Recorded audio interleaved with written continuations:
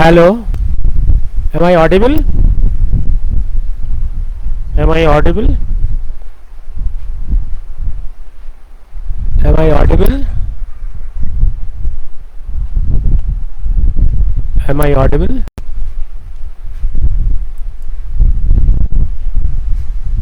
Is the transmission disrupted?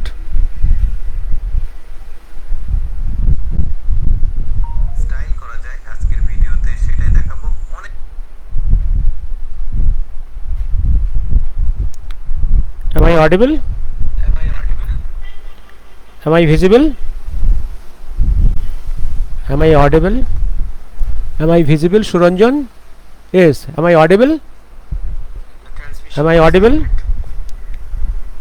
Am I audible? Possibly I am audible. Suranjan is listening to me. Yes. Let me start.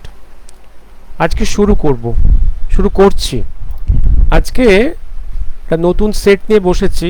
আশা করি this is a better set. আমি এসিটা on করিনি, দরজা জানলা খুলে রেখেছি। Naturally ফ্যানে হাওয়া দিচ্ছে, হাওয়ার শব্দ একটা you can get a humming sound in the background, humming sound. আমি 10টার সময় বসবো একবার, সেটা একটা হিস্টোরিক্যাল ব্যাকগ্রাউন্ড নিয়ে বসবো, সেগুলো কতগুলো কথা বলবো। কিন্তু এখন আমার মনে হলো তার আগে 9টার সময় একটু বলে নিই। নেক্সট হাফটা করবো আমি, নেক্সট 10টার পরে ইংরেজিতে করবো ওটা। হিস্টোরিক্যাল ব্যাকগ্রাউন্ডে আজকের যে জুনিয়র ডক্টরস মুভমেন্ট তার পার্সপেক্টিভটাতে, historical movement 1 century back, what was the students movement, what is now, এই হিস্টোরিক্যাল ব্যাকগ্রাউন্ডে কিছু কথা বলবো। নাও আমি একটু সেটা করবো ইংরেজিতে, এখন বাংলায় একটু করব। আমি সেকেন্ড হাফে আমি আমি আমি আমি আমি লাইফে বসেছি। আমি আজকে আমি ঠিক করেছি কি কি বলবো। আমি লাইভ, আমি যেটা সেকেন্ড হাফে বসবো, আমি একটু বলে নিই, সাবজেক্টটা বলে দিচ্ছি। আমি সাবজেক্টটা বলে দেব, সেটা হচ্ছে যে life of Anandamohan Bose, who's the মানে pioneer of the students movement in India, মানে যার হাতে বঙ্গদেশে প্রথম স্টুডেন্ট মুভমেন্ট তৈরি হয়েছিল, প্রথম অ্যাসোসিয়েশন অফ স্টুডেন্টস তৈরি হয়েছিল। তার জীবনী দিয়ে শুরু করব আজকে, কারণ তার 179তম বর্ষ আমরা পালন করলাম আজ, এই গতকাল। তার জীবনী দিয়ে শুরু করব। হ্যাঁ, ওটা করলাম আমরা 100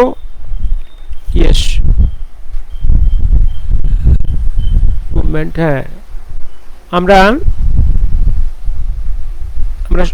কালকে, আর সেই তার সঙ্গে আমি শুরু করব। বেশ জোরালো আওয়াজ হচ্ছে। শিলা, কি ফ্যানের শব্দ খুব জোরালো হচ্ছে? তাহলে ফ্যানটা বন্ধ হলে, তোমরা কি শুনতে পাচ্ছ? তাহলে এসিটা অন করতে হয়, ফ্যানটা বন্ধ করতে হয়, তাহলে আমাকে উঠে আবার সবগুলো শুরু করতে হয়।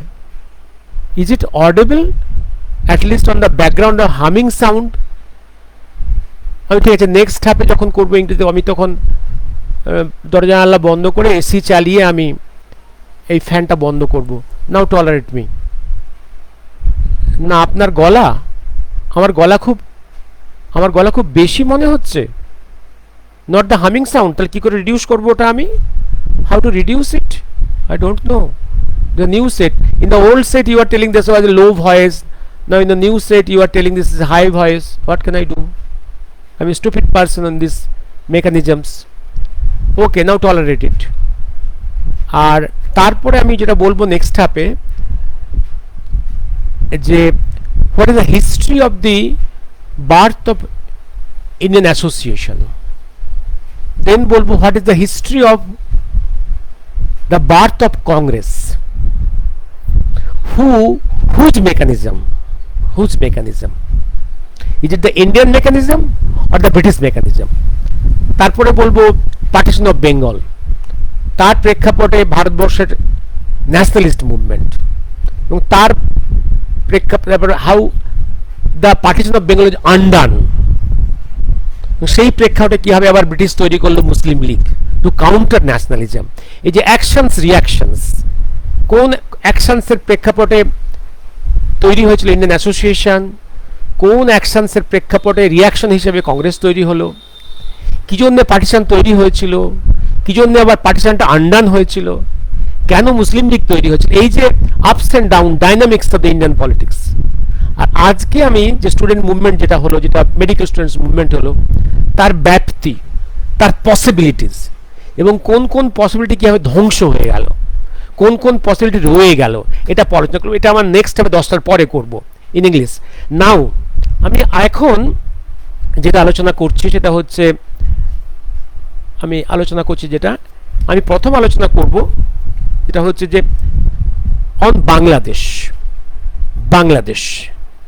বাংলাদেশ যেটা ঘটে গেছে, বাংলাদেশে যে ওদের যা ঘটেছে, এটা হচ্ছে একদম total take over of the Islamist fundamentalist take over, জামাতের কন্ট্রোলে, এবং আমেরিকান এজেন্ট এসে গেছে as the chief adviser to the interim government in Bangladesh.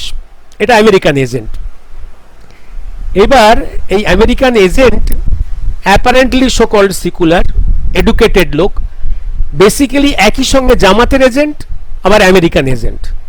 মনে রাখবি সুরঞ্জন, আমি বহুবার তোমাদের বলেছি, এই যে অমর্ত্য সেন নোবেল প্রাইজ নাকি সকল নোবেল প্রাইজ, আসলে Nobel bank prize, Swedish bank prize Nobel বলে চালাচ্ছে ওরা। আর এক ব্যানার্জি নাকি ইকোনমিক্স নোবেল প্রাইজ পেয়েছে, সেটাও তো ওই ব্যাংকের প্রাইজ, সুইডিশ ব্যাংকের prize, not exactly Nobel prize.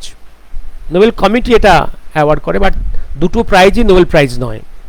আর উপরে বাংলাদেশের যে ইউনুস, তার যে নোবেলটা, এই তিনটে নোবেলই হচ্ছে politically decided by the USA. এই তিনটি হচ্ছে আমেরিকান এজেন্ট। এবার ইউনুসকে ওরা নিয়ে এসছে সেন্ট মার্টিন দ্বীপটা কন্ট্রোল করার জন্য। সেন্ট মার্টিন দ্বীপটা কন্ট্রোল করলে তাহলে হোল এই যে ইন্দো প্যাসিফিক রিজনে ওদের একটা ল্যান্ড, একটা বেস তৈরি হবে, ওদের নেভাল বেস তৈরি হবে। আর নেভাল বেস তৈরি হলে এয়ার বেস তৈরি হবে। তাহলে এইখান থেকে ওরা বাংলাদেশকে পুরোপুরি কন্ট্রোল করবে, চায়নাকে কন্টেন করবে, ইন্ডিয়াকে কন্টেন করবে। এই তো সেই কাজটার জন্যই ইউনেস্কো নিয়ে এসছে ওখানে। এবং ইন রিটার্ন কি হয়েছে, পুরো তালিবানদের ওখানে জামাতদের কন্ট্রোল এসে গেছে। In Bangladesh at partition time, যেখানে অ্যাবাউট 40% হিন্দু ছিল, আজ কমতে কমতে হার্ডলি 6%। এবং on the contrary in West Bengal, মনে রেখো at the time of partition West বেঙ্গলে মুসলিম ছিল 17%, সেটা বাড়তে বাড়তে ওয়েস্ট বেঙ্গলে এখন it is near about 35%, if not more.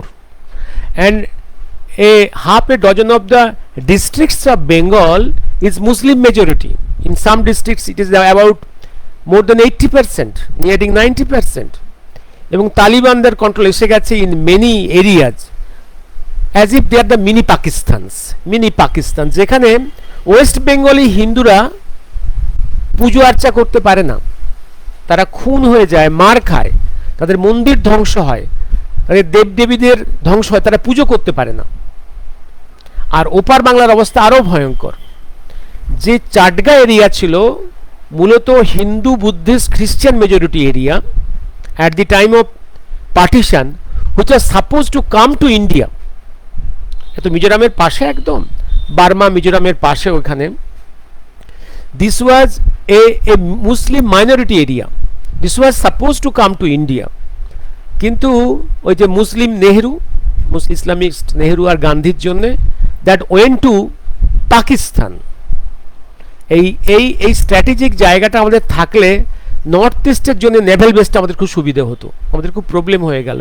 এটা চলে গেল পাকিস্তানে, এবং আজকে এই যে মাইনরিটিজ আজকে, এবং আজকে ওখানে এই যে চিটাগং, হিলি চিটাগংয়ে, যেখানে হিন্দু, বুদ্ধিস্ট, শুধু হিলি পার্সনস, বুদ্ধিস্ট, খ্রিস্টান, চাকমাজ বুদ্ধিস্টরা, দে আর মেজরিটি।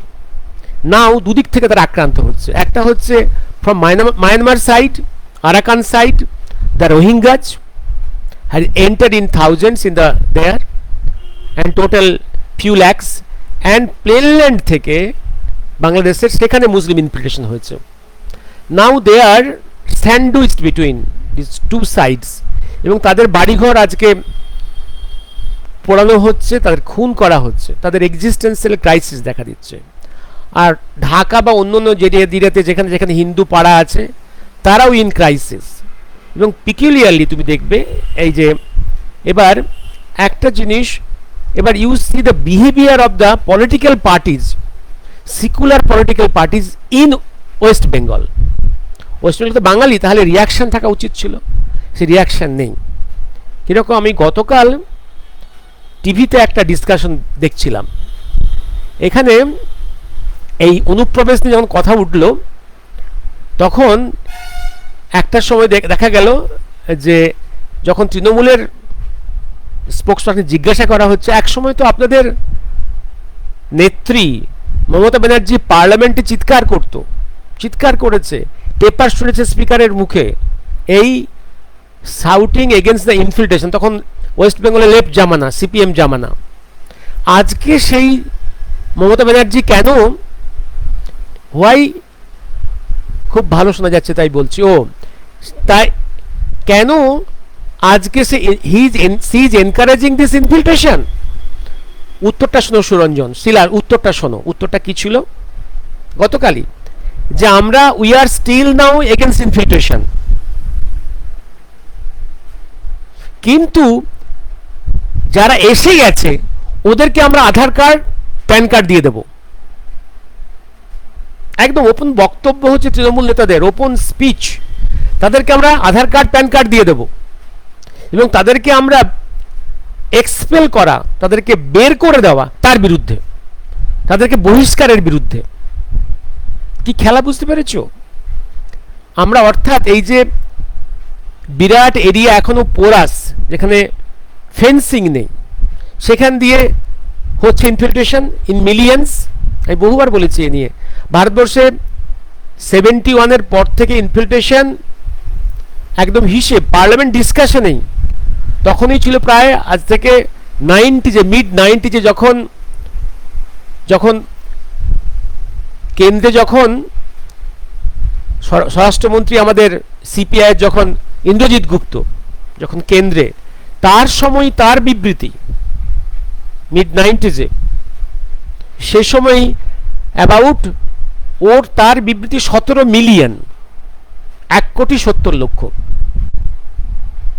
তো তার একটা ডিস্ট্রিবিউশন আছে, তার একটা ডাটা দিয়েছে তারা, এটা গভর্নমেন্টেরই সাবমিশন ইন দ্য পার্লামেন্ট।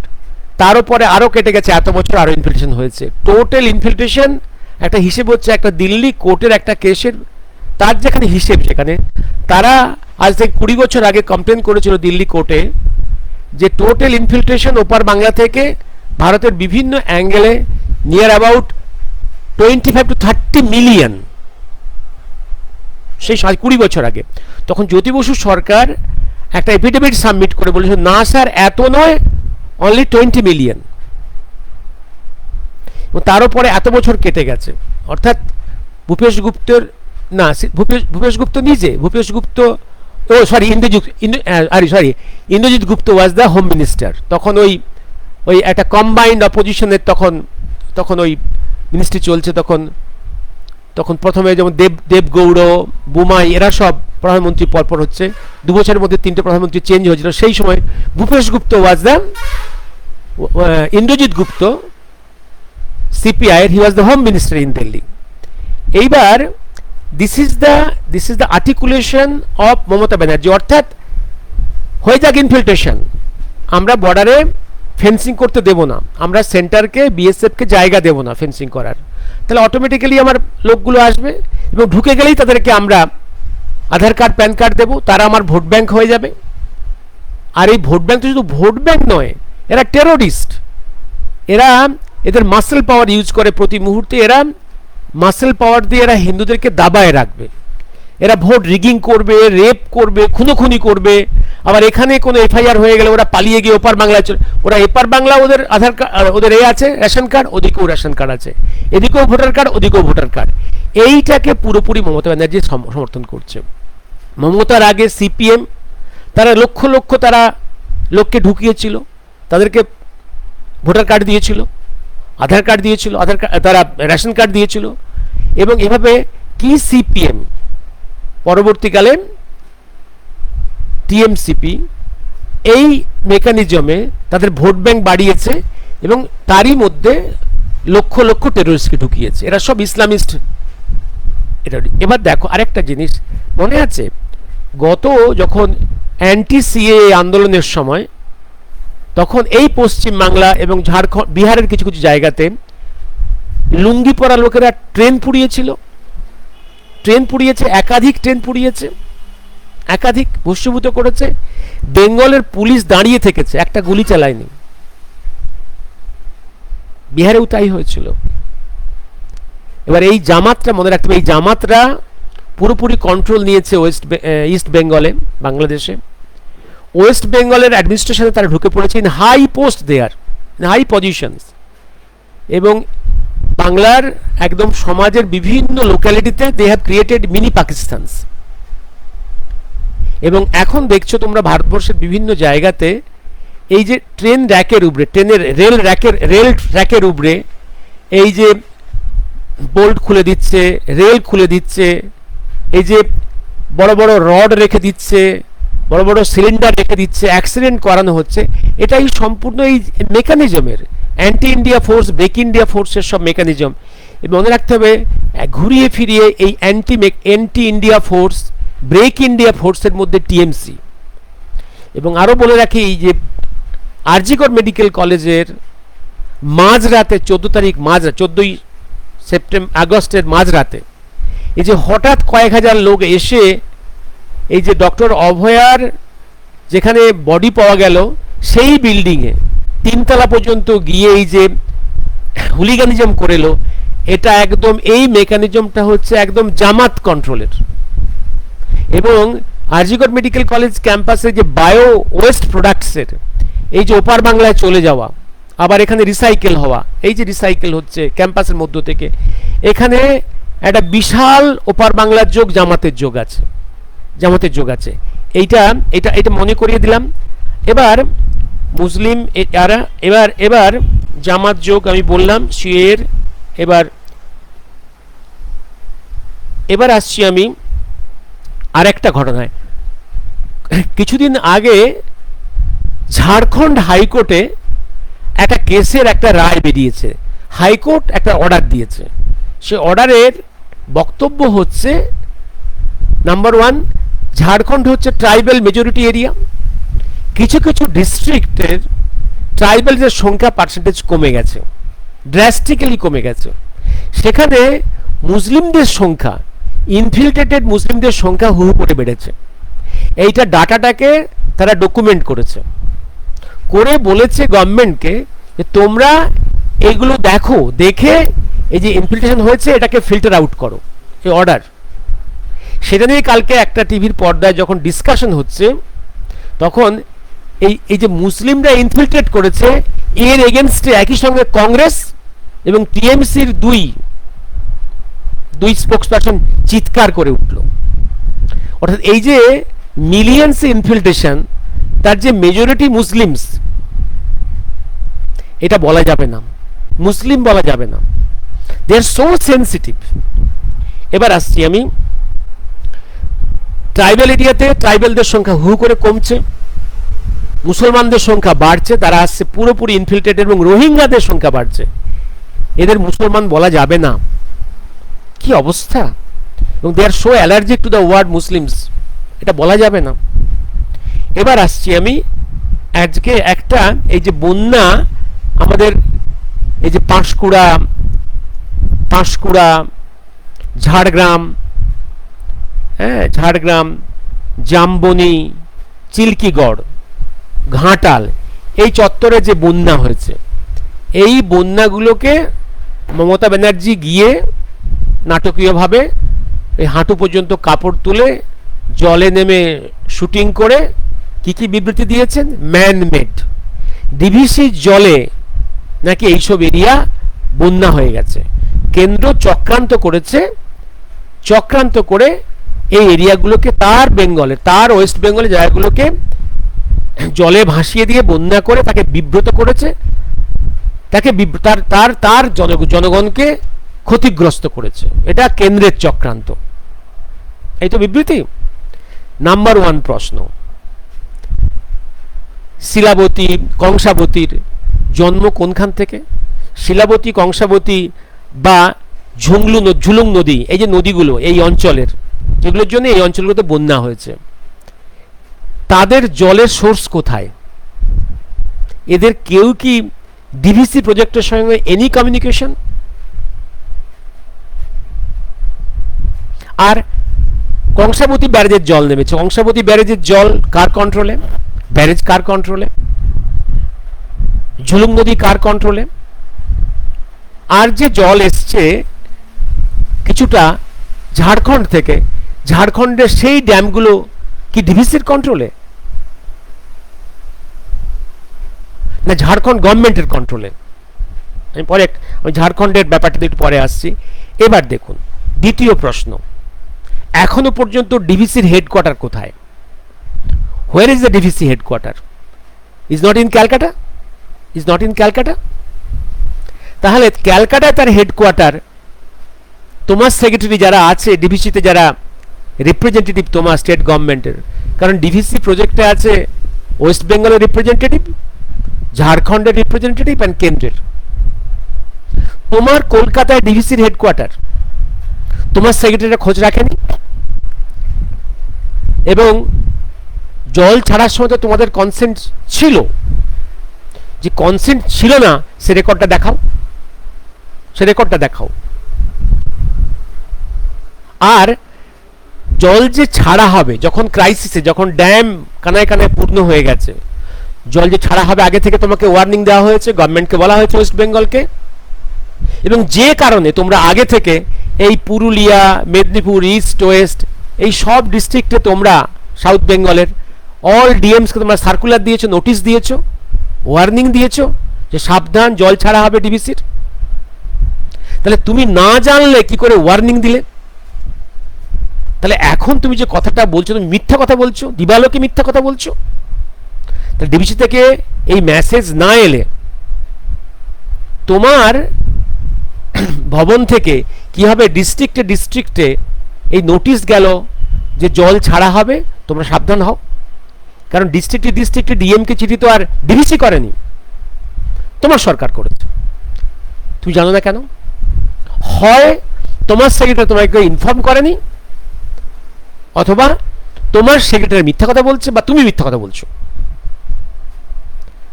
দায়িত্ব তোমার। নাম্বার 3, তুমি আজকে বলছো you will withdraw from DVC, ঠিক আছে। তাহলে গরমের সময় এই যে ডিস্ট্রিক্টগুলোতে সাউথ বেঙ্গলের চাষবাসের জলটা তুমি নেবে না তো? তুমি লিখে দাও তাহলে তুমি জল নেবে না। সেই মুরত তোমার আছে? সেই মুরত তোমার আছে? আর ডিভিসির যে লোয়ার এরিয়াতে জল যেখানে ড্রেন করে, সেই ড্রেনগুলোকে ড্রেজিং করার দায়িত্ব কার? ইভিন কংসাবতীর যে লোয়ার রানওয়েজ, সেইগুলো শিলাবতীর, এগুলো ড্রেজিং করার দায়িত্ব কার? এটা কি কেন্দ্রের?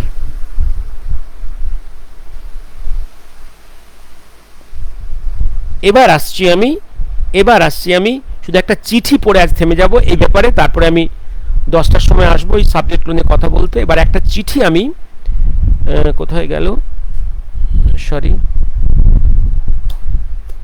ও একটা চিঠি পড়ে শোনাবো আমাদের দাদা। এটা আমি চিঠিটা পড়ে শোনাবো। কতক্ষণ হলো? বেশিক্ষণ কথা বলবো না।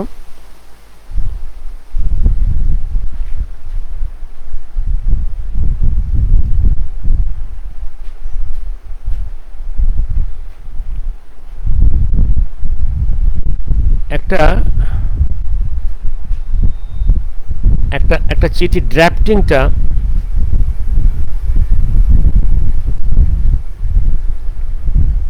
হ্যাঁ আমি পড়ছি। এই যেটা লিখেছে ডক্টর তাপস ভট্টাচার্য। তাপসদা ছিল এক সময়, তাপস এর আরজি করের এক স্টুডেন্ট, আমার প্রায় 3 বছরের সিনিয়র ব্যাচের। আমি এনআরএস এর, তাপসদা আরজি করের। তাপসদা এক সময় বিভিন্ন কলেজের প্রিন্সিপাল ছিল, এক সময় সেক্রেটারি ডিপার্টমেন্ট অফ হেলথে ছিলেন। তাপসদা এইচএস এর প্রেসিডেন্ট ছিল এক সময়, আমাদের হেলথ অ্যাসোসিয়েশনের প্রেসিডেন্ট ছিলেন আমি যখন ছিলাম সেক্রেটারি, অর্গানাইজিং সেক্রেটারি। তাপসদার পরে আমি ছিলাম এইচএস এর প্রেসিডেন্ট। তার এই চিঠিটা আমি পড়ে শোনাচ্ছি। বিশ্ব বাংলা সরকারের মুখ্যমন্ত্রী কাল নাটক করে ঘোষণা করলেন ডিভিসির সঙ্গে সম্পর্ক শেষ। পশ্চিমবঙ্গ সরকার ডিভিসির একজন স্টেক হোল্ডার, সোজা বাংলায় একজন অংশীদার তথা মালিক। স্বাধীন ভারতের পার্লামেন্টে পাশ হওয়া প্রথম অ্যাক্ট ডিভিসি অ্যাক্ট 1948 দ্বারা যে অংশীদারত্ব অর্পিত হয়েছে, জনসভায় দাঁড়িয়ে তা শেষ করে দেওয়া যায় কি? দেশের আইন সংবিধান কিছুই মানি না, এরকম কি হতে পারে? মৌখিকভাবে সাংবিধানিক নিয়মের মধ্য থেকে এসব কি বলতে বা করতে পারে একজন নির্বাচিত সরকারের মুখ্যমন্ত্রী, তাও আবার ডিভিসির একজন অংশীদার? সব জেনে বুঝে ম্যানমেড বন্যা দুর্গত মানুষের সামনে দাঁড়িয়ে কতগুলি মিথ্যে কথা বলে ডিভিসির উপর দোষ চাপিয়ে রেহাই পেতে চাইলেন। প্রশাসনিক সর্বোচ্চ পদে বসে এই ধরনের চূড়ান্ত দায়িত্বহীন মন্তব্য কেউ করতে পারে ভাবাই যায় না। বর্তমান ডিভিসি কর্তৃপক্ষ তো সদর দপ্তর কলকাতাতেই, এবং সেখান থেকে যদি এটা সরিয়ে নেওয়া হয় সবাই হাত পা ধুয়ে বসে থাকবে তো? রাঁচি তো লুফে নেবে ডিভিসির সদর দপ্তর কলকাতা থেকে সরিয়ে নেবার প্রস্তাবে। তাতে বর্তমানে ডিভিসির হেডকোয়ার্টার কলকাতা থাকার কারণে জিএসটির শেয়ার বাবদ যে হাজার হাজার কোটি টাকা বছরে পশ্চিমবঙ্গ পায় সেটা বন্ধ হয়ে যাবে, চলে যাবে ঝাড়খণ্ডে। তাতে কার কি উপকার? রাজ্যের ক্ষতি হলেও ব্যক্তিগতভাবে কার কি? বরং লোক খেপিয়ে নিজের রাজনৈতিক ফায়দাটা তোলা যায়। প্রশাসনিক সর্বোচ্চ পদে বসে যে লুজ স্টক করেছেন, এর ফলে সব থেকে বিপদে পড়েছেন ডিভিসিতে কর্মরত কর্মচারী অফিসারেরা। শহরে ততটা না হলেও গ্রামের লোক ভীষণ দুর্ব্যবহার করেন, গালি দেন এই ডিভিসি কর্মীদের। অথচ মজা হলো ডিভিসি নিজে কিন্তু জল মোটেও ছাড়ে না, ছাড়ে সেন্ট্রাল রিজার্ভ ওয়াটার কমিশন। দেশের অনেকগুলি নদীর জলসম্পদ এই কমিশনের আন্ডারে। দামোদর রিভারের জন্য এর মেম্বাররা হলেন যথাক্রমে পশ্চিমবঙ্গ সরকার, ঝাড়খণ্ড সরকারের সেচ দপ্তরের সচিবরা এবং কেন্দ্রীয় সরকারের প্রতিনিধি। ডিভিসি শুধু এই কমিশনের কাছে তথ্য সরবরাহ করে যে আপার ভ্যালিতে কতটা পরিমাণ বৃষ্টিপাত হয়েছে, কতটা জল নামছে, মাইথন জলাধারে কতটা জল ধরে রাখা আছে ইত্যাদি তথ্য। সেই সব তথ্য পরিসংখ্যান হিসেব পরিচালনা করে সিআরডব্লিউসি সদস্যরা সিদ্ধান্ত নেন কত হাজার কিউসেক জল ছাড়তে হবে।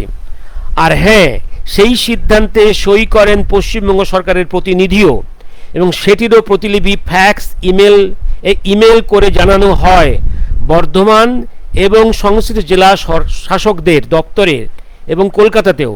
এবং তাও জল ছাড়া শুরু করার বেশ কয়েক ঘন্টা আগেই কাছাকাছি অঞ্চলে ডিভিসি কর্মীরা গাড়ি নিয়ে প্রচার করেন। কাজেই না জানিয়ে ডিভিসির জল ছাড়ে এটা একদমই ঠিক কথা নয়। প্রসঙ্গত মাইথন ড্যামের জল ধরে রাখার সর্বোচ্চ ক্ষমতা 490 ফিট। ডিভিসি কিন্তু অনেকবারই রিস্ক নিয়ে 489 ফিট পর্যন্ত জল ধরে রেখেছে, জল ছাড়েনি। কিন্তু কিছুটা জল না ছাড়লে যে ড্যাম ভেঙে যাবে এবং তারপরে কলকাতা শহর অবধি সব ভেসে যাবে, এটা বুঝবার জন্য কিছুটা বোধ বুদ্ধি শিক্ষা দীক্ষার দরকার পড়ে। ব্রিটিশ আমলের পূর্ববর্তী আরও কয়েক বছরের ভয়াবহ অভিজ্ঞতার পর 1942 সালের বিধ্বংসী বন্যা দেখে ব্রিটিশরা বাধ্য হয়ে দামোদর রিভার প্রজেক্ট গ্রহণ করতে এবং পরবর্তীতে স্বাধীনতার পর ডক্টর মেঘনাদ শাহ, ডক্টর বিধানচন্দ্র রায়, বর্ধমানের মহারাজার মতো রাজা মহাতব কিছু শিক্ষিত লোক এই নদী পরিকল্পনার গুরুত্ব বুঝে পণ্ডিত নেহেরু সহযোগিতায়, আমেরিকার টেনেসি ভ্যালি কর্পোরেশনের সহায়তায় এবং আদলে গড়ে তোলেন এই ড্যাম। পণ্ডিত নেহেরু যাকে আখ্যা দিয়েছিলেন আধুনিক ভারতের বিজ্ঞান মন্দির, যেখানে আমেরিকান, জার্মান এবং দুই প্রতিদ্বন্দ্বী জাতি যথা ইংরেজ এবং ফ্রান্স ইঞ্জিনিয়াররা এবং কোম্পানির লোকেরা একসঙ্গে কাজ করেছে।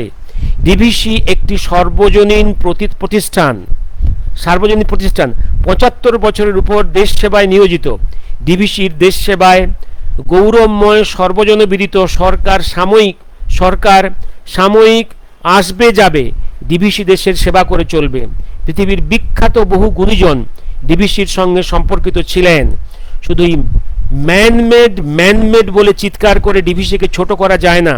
নিজের জায়গায় যেমন দেশব্যাপী নিজের ছোট করা যায়, নিজের জায়গায় যেমন দেশব্যাপী উজ্জ্বল হয়ে আছে তেমনি থাকবে DVC. Yes.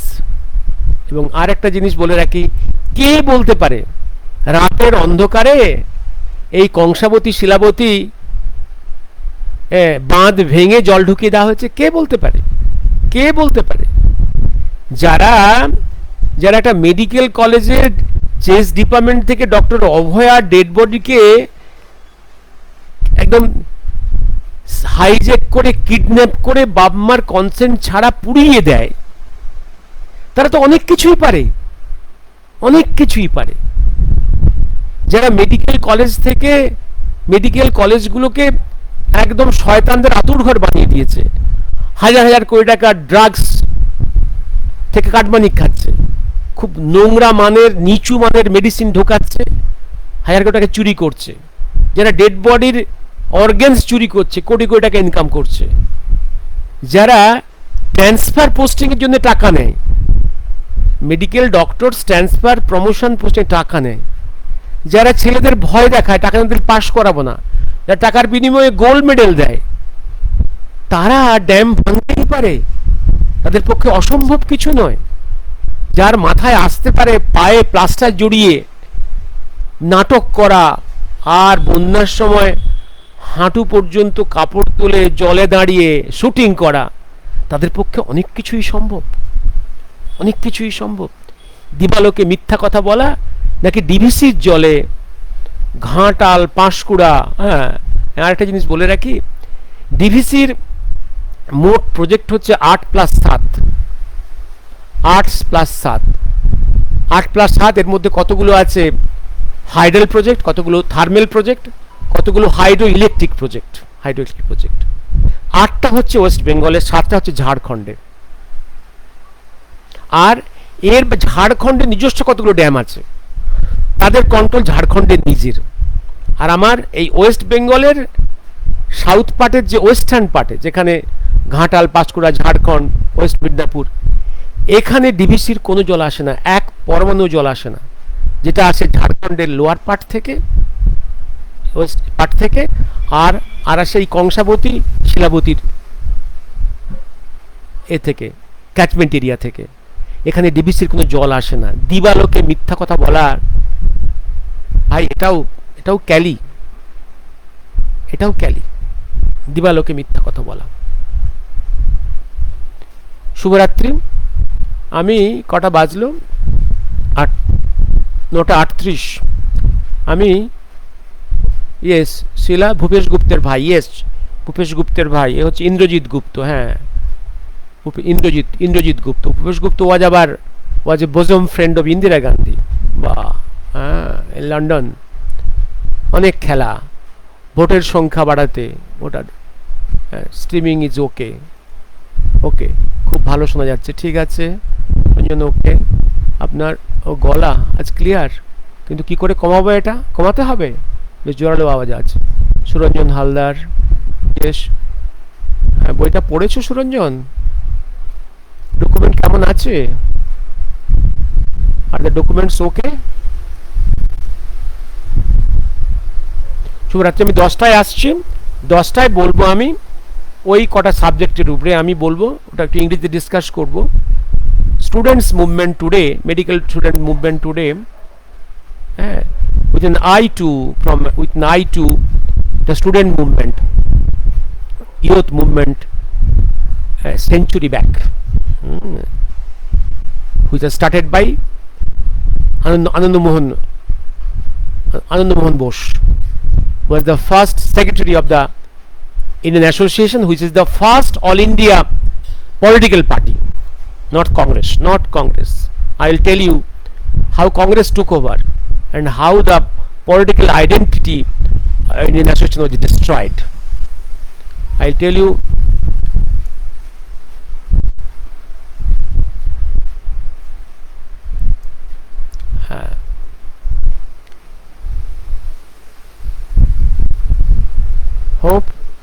hope you listen to my talk at 10 p.m. Okay, thank you. Thank you. I have covered the flood area of this southwestern part of West Bengal, where DVC has no connection. তারপর বলেছি আমি Bangladesh issue, বাংলাদেশে minorities, torture and killing of minorities in Bangladesh, and how the Talibans and Jamats are indirectly being supported by the seculars of West Bengal,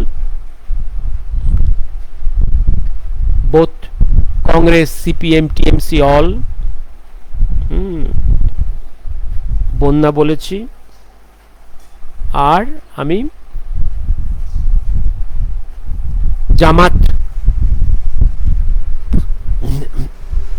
Jamaat dominance in some of the pockets of West Bengal, and the some Islamist terrorists in chairs, in power in West Bengal, in power.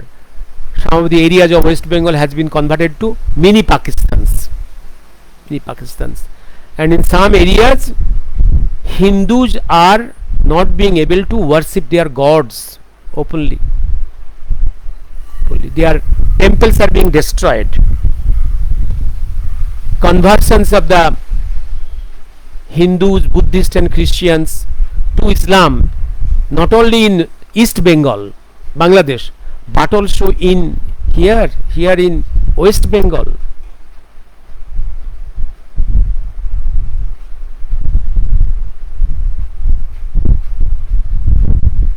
Thank you. Let me stop here now.